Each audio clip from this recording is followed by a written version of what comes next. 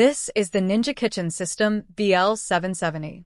After spending some time with it, I thought it might be helpful to share what I've noticed so far. The system comes with a 72-ounce blending pitcher, an 8-cup food processor bowl, and two 16-ounce cups. All three containers use the same motor base. That was one of the main reasons I wanted to try it. I make smoothies often, but I also chop vegetables and mix dough, so having one base for those jobs saves some counter space compared with keeping several appliances out. The base has a 1,500-watt motor. It feels heavy, and the suction feet grip my countertop firmly. Once I set it down, it does not move around much, even when I blend ice. I actually have to pull with some effort when I want to move it.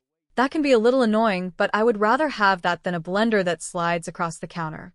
Setup took me a few minutes to understand. The container has to sit in the correct position, and the lid needs to lock before the motor will start. At one point, I thought something was wrong because I pressed the button and nothing happened.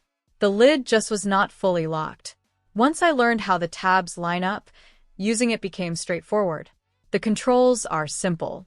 There are buttons for power, different speeds, pulse, and the single-serve cups.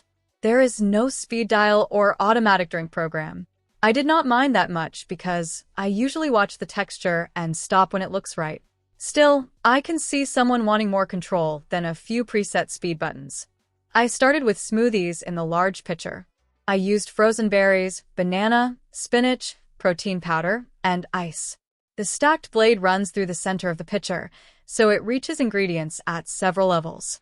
I noticed that frozen pieces did not stay floating near the top as often as they have in some regular blenders I have used. The result was smooth enough for my normal morning drinks.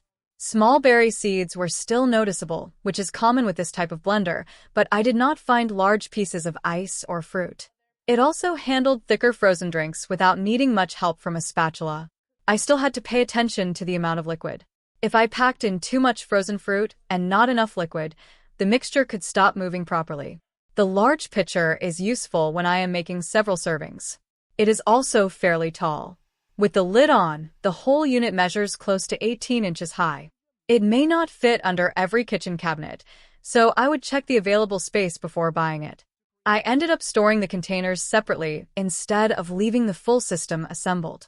For a single drink, I prefer the 16-ounce cups. I can add the ingredients, attach the blade, blend, and replace the blade with a travel lid. That means I do not need to wash the large pitcher for one smoothie. The cups are a practical size for a quick shake, though 16 ounces may feel small if I want a large drink with a lot of fruit and ice. The food processor bowl has been useful for salsa, onions, nuts, and other basic chopping jobs. The pulse button gives me better control than letting it run continuously. If I hold the button too long, softer ingredients can become mushy. Short pulses work better for getting an even chop. I also tried the dough blade with pizza dough. It mixed a small batch much faster than I would by hand. I still had to check the dough and adjust the flour and water. The machine can do the mixing and kneading, but it cannot tell when the dough needs an adjustment.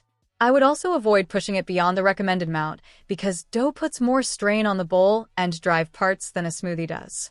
The processor bowl has a sealed bottom rather than a hole around a center post. I liked that when making salsa and thinner sauces because liquid did not drip through the middle. Compared with older food processors I have used, it made cleanup around the base less messy. Noise is the biggest downside for me. The motor is loud, especially with ice. It usually finishes the job quickly, but I would not run it early in the morning if someone were sleeping nearby. The sound is not unusual for a 1,500-watt blender, though it is louder than smaller personal blenders I have used. The containers are plastic, so they are lighter than glass and easier for me to lift when full. They can also pick up scratches and cloudy marks over time. I have been careful not to use rough scrubbers. If I strongly preferred a glass pitcher, this would not be the right setup. Cleaning is mostly easy because the removable parts can go on the top rack of a dishwasher. I usually rinse them right after use, so food does not dry around the lid seals. The blade towers need extra care. They are removable, tall, and very sharp. I do not reach into the pitcher with my hand. I take the blade out by the top and use a long-handled brush when washing it manually. Compared with a basic countertop blender, this takes up more storage space and has more parts to keep track of. In return, I can use the processor bowl and the personal cups without buying separate motor bases. Compared with a smaller food processor, it has more power, but it is also louder and heavier. Before using it, I was mainly concerned about the size, noise, and plastic parts. Those concerns were reasonable.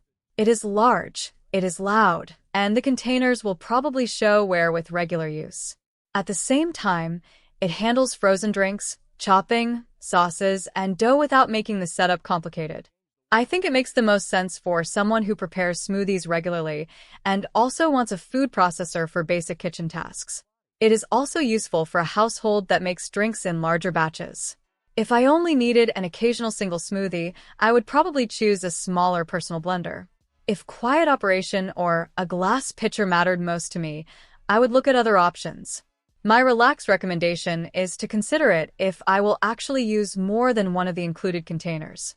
The motor has handled my usual recipes well, and switching between the pitcher, bowl, and cups is easy once I understand the locking system. I would just plan for the noise, check the cabinet clearance, and be careful when cleaning the blades. If you have any questions about the Ninja Kitchen system, leave them in the comments. Subscribe to the channel if you would like to see more practical product reviews. Thank you for watching.